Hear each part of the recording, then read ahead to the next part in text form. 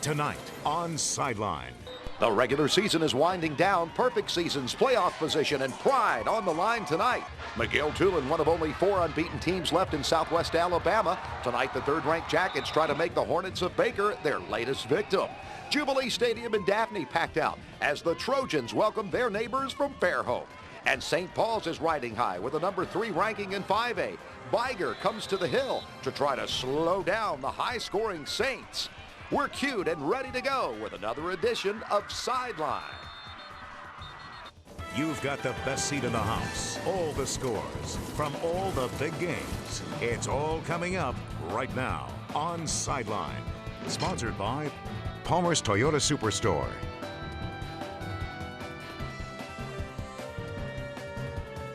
Now, here's Randy Patrick. Hello again, everyone. What a night for high school football. We give an A to the guys in the weather department. Alan Seals promised a perfect night for football, and it was a perfect 10.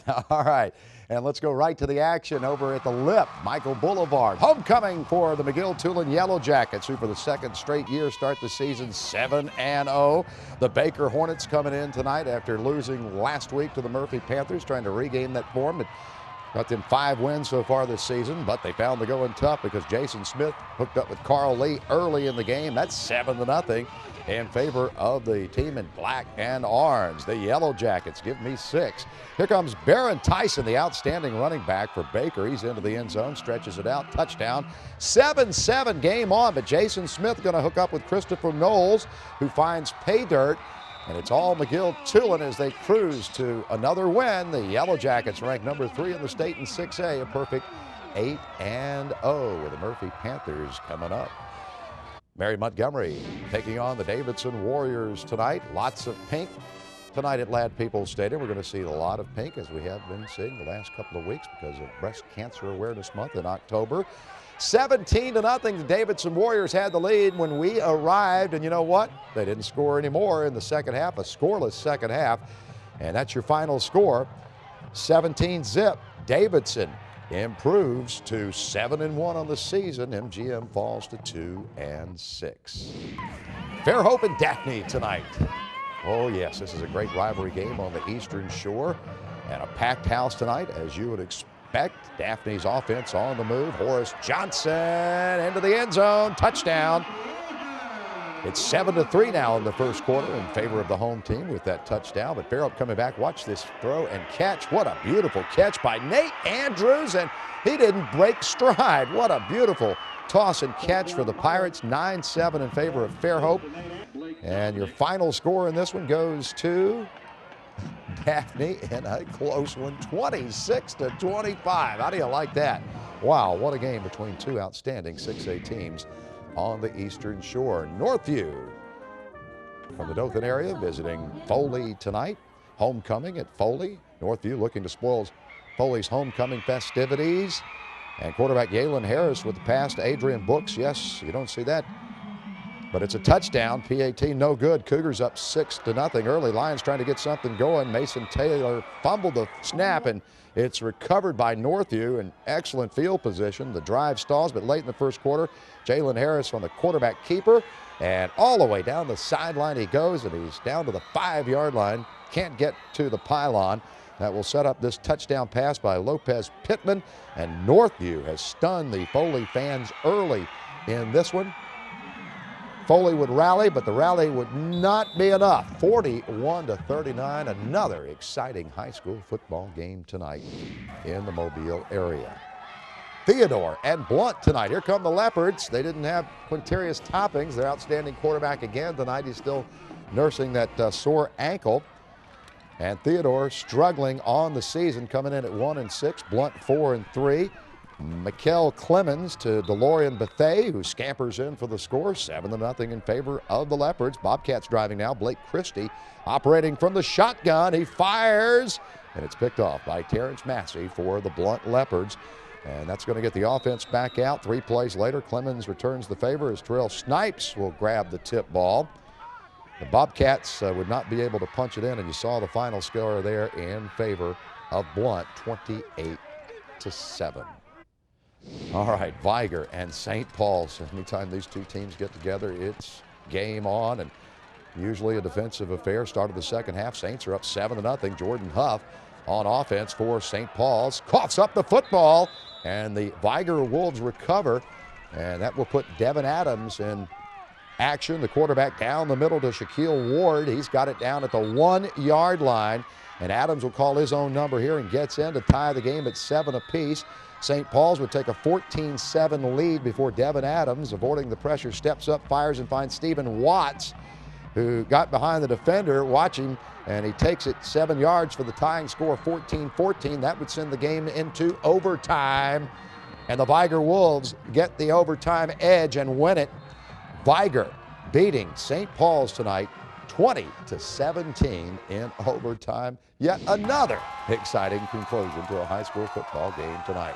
Hey, those are the fans of UMS Wright at Cooper Stadium. Andalusia visiting the Dogs, who come in at 6-1. Gunnar Roach is passing Tyrone Dixon for 11 yards down to the 1-yard line. Yeah, let's go. Roach hands off to George Williams for the touchdown. And Terry Curtis liking what he's seeing early here. Now Andalusia on the march. Michael McCallum throws, and it's going to be picked off.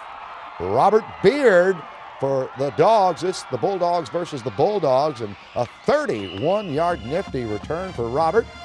Roach throws deep, this time to Tyrone Dixon for a 34-yard touchdown. I think the Dixon brothers both scored touchdowns tonight. UMS gets the win, 21-12. The Dogs beating the Dogs tonight on Old Shell Road.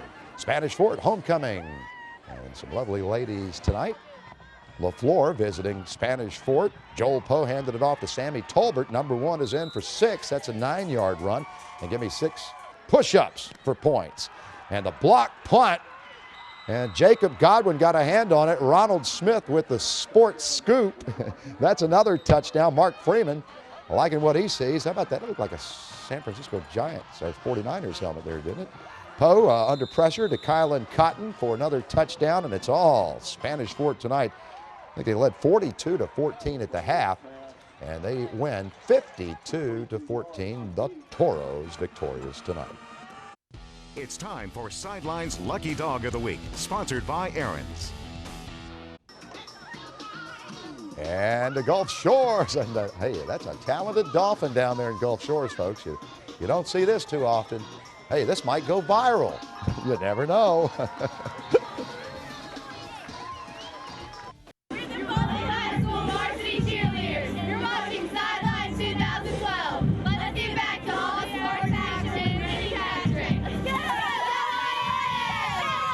All right, thanks for that cheer from Ivan Jones Stadium in Foley, Alabama. The Foley cheerleaders are cheerleaders of the week.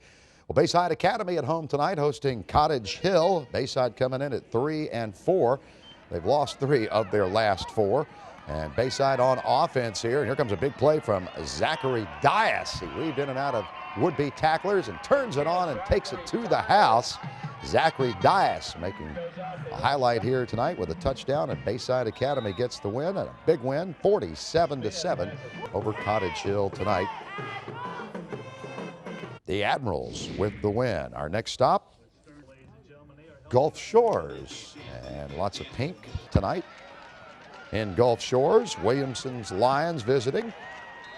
And in the third quarter, Williamson up 7-3, a sloppy game. A lot of miscues in this one, like the Williamson quarterback who just misfired there. And after 3 and out, the Dolphins there pinned with a safety. And Williamson in a defensive struggle goes up 9-3. And your final score from South Baldwin County, 16-9, with the Williamson Lions with the victory. And Williamson improves to 3-5 on the season. That was a battle of 2 and 5 teams. Satsuma at home tonight in Gator Country. Satsuma having a tough year at 1-6. Demopolis coming in at 7. This is rather it's BC Rain at Faith Academy, and there's a touchdown there for the Rams, who take a 6-0 lead on that strike. And BC Rain showing improved play the last few weeks, and tonight they really got it together on offense and put 51 points on the board. BC Rain beating Faith tonight 51-35. A big win for Coach Brent Dearman and the BC Rain Red Raiders. Now let's go to Gator Country in Satsuma. They're double Gators, Mr. and Mrs. Gator. Demopolis coming in at 7-0. Tucker Jones hands it off to Demetrius Kemp for Demopolis. And this is going to be a 19-yard gain. Demopolis coming in ranked number 5 in the state in 5A, and the Tigers showing why they're undefeated. But a big interception here for the home crowd. Roderick Davis there with the INT, giving Satsuma something to cheer about. Now Demopolis back out on the field, and Jones keeps it for a 33-yard touchdown run. And Demopolis wins it tonight by a final score of 47-0. Robertsdale on the road tonight at Enterprise, and we have highlights from Wildcat Stadium. Already 7-0. Clark Quisenberry to Carlos Robinson. Now it's 14-0 in favor of the home team. And the Bears band hoping for a turnaround, and not going to happen tonight. Quisenberry, who is committed to Troy, airs it out, and Ramon George there with the nice leaping catch, and it's all Enterprise tonight as they win it 45-7, handing the Golden Bears of Robertsdale their 8th loss of the season. They are 0-8. Baldwin County and Dothan tonight.